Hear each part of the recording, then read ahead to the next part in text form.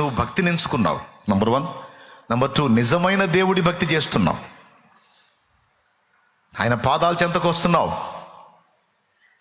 నీ భార్య బిడ్డల్ని పెట్టుకొని ప్రతి ఆదివారం నియామక కూటాల్లో దేవుని భయం కలిగి, దేవుని అందలి ప్రేమ కలిగి, హృదయపూర్వకంగా దేవుణ్ణి హత్తుకున్నావు, దేవుణ్ణి సేవిస్తున్నావు.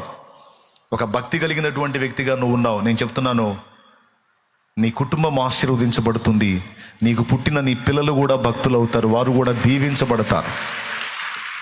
ఎందుకంటే తల్లిగా తండ్రిగా నువ్వు దేవుని భయం కలిగి ఉన్నావు గనుక నీకు పుట్టే నీ పిల్లలు కూడా అదే దేవుని భయములో పెరుగుతారు.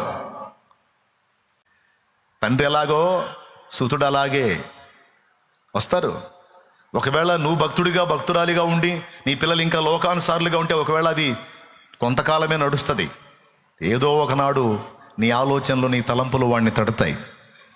నా తల్లిదండ్రులు ఇలా లేరు కదా, నేను ఎందుకు ఇలా దౌర్భాగ్యుడిగా ఉన్నాను, ఇది నాకు తగదని ఖచ్చితంగా నువ్వు నడిచిన దారిలో కూడా వస్తాడంతే. వస్తాడు.